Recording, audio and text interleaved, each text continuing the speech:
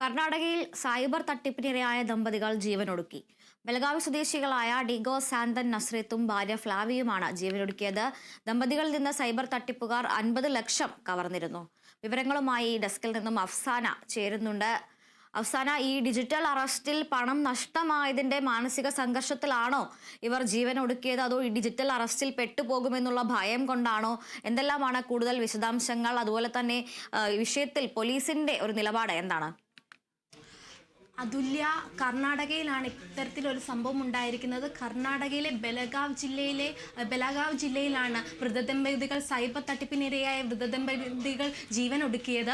ഇവർ digital arrest ഭയന്നാണ് ജീവൻ ഒടുക്കിയത്. ഇവരിൽ നിന്ന് 50 ലക്ഷത്തിലധികം രൂപ തട്ടിപ്പുകാർ കവർന്നതായും പോലീസ് പറയുന്നുണ്ട്. ബീഡി ഗ്രാമത്തിൽ താമസിക്കുന്ന ദിയോഗ് ജെറോൺ സാൻഡർ നസ്രത്ത്, ഭാര്യ ഫ്ലാവിയാന എന്നിവരാണ് മരിച്ചത്. ഇവരെ അയൽവാസികളാണ് ഇവരുടെ മൃതദേഹങ്ങൾ കണ്ടതും പോലീസിനെ അറിയിച്ചതും.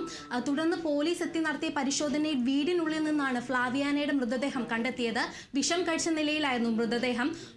എന്നാൽ ദിയോഗ് ജെറോന്റെ മൃതദേഹം വീടിനടുത്തുള്ള ഒരു ജലസംഭരണിക്കുള്ളിൽ രക്തത്തിൽ കുളിച്ച നിലയിലായിരുന്നു. വീടിനകത്ത് നിന്ന് ആത്മഹത്യാക്കുറിപ്പകം അടക്കം കണ്ടെത്തിയിട്ടുണ്ട്.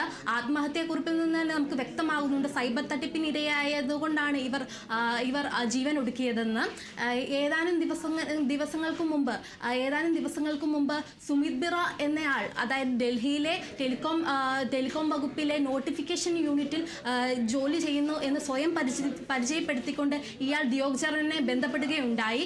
തുടർന്ന് ദിയോഗ് ജെറോന്റെ സിം കാർഡ് നിയമവിരുദ്ധ പ്രവർത്തനങ്ങൾക്കും അതുപോലെ തന്നെ മോശം സന്ദേശം അയക്കാനും ഉപയോഗിക്കുന്നതായി കണ്ടെത്തിയിട്ടുണ്ടെന്ന് ഈ സുമിത് ബിറ ഇയാളെ അറിയിക്കുകയും പണം ആവശ്യപ്പെടുകയും ഇല്ലെങ്കിൽ ഡിജിറ്റൽ അറസ്റ്റ് നടത്തുകയും ചെയ്യുമെന്ന് ഭീഷണിപ്പെടുത്തുകയും ചെയ്തു. തുടർന്ന് അനിൽ യാദവ് എന്ന ആളും ഇതേ ആവശ്യം ഉന്നയിച്ച് ഭീഷണിപ്പെടുത്തുകയും ചെയ്തു. അതേസമയം ഡിജിറ്റൽ അറസ്റ്റ് ഭയന്ന് ഇവർ 50 ലക്ഷം രൂപയോളം നൽകിയെങ്കിലും വീണ്ടും തട്ടിപ്പുകാർ പണം ആവശ്യപ്പെടുകയായിരുന്നു.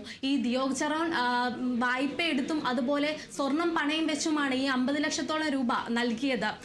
മാത്രമല്ല, ഇവരുടെ ആത്മഹത്യാക്കുറിപ്പിൽ നിന്ന് വളരെ വ്യക്തമാകുന്നുണ്ട് സൈബർ തട്ടിപ്പിനാണ് ഇരയായിട്ടുള്ളതെന്ന്. തൻ്റെ വേറൊരാളുടെയും കാരുണ്യത്തിൽ ഇനി ജീവിക്കാൻ തങ്ങൾ താല്പര്യപ്പെടുന്നില്ല, ഇവർക്ക് മക്കളില്ല, അതുകൊണ്ട് ആരും പിന്തുണയ്ക്കാനുമില്ല എന്ന് കത്തിൽ നിന്ന് വ്യക്തമാകുന്നുണ്ട്. അതുല്യ, വ്യാഴാഴ്ചയാണ് ഇത്തരത്തിൽ ഒരു സംഭവം നടന്നത്. മാത്രമല്ല, ഇയാൾ മഹാരാഷ്ട്ര സെക്രട്ടറിനെ വിരമിച്ച ഉദ്യോഗസ്ഥൻ കൂടിയാണ്. സംഭവത്തിൽ പോലീസ് അന്വേഷണം നടത്തുന്നുണ്ട്. നിലവിൽ ഈ സുമിത് ബിറ, അനിൽ യാദവ് എന്നിവർക്കെതിരെ ആത്മഹത്യാ പ്രേരണയ്ക്കും അതുപോലെ സൈബർ തട്ടിപ്പിനും കേസ് രജിസ്റ്റർ ചെയ്തിട്ടുണ്ട്. സംഭവത്തിൽ അന്വേഷണം നടന്നു വരികയാണ്. അതുല്യ.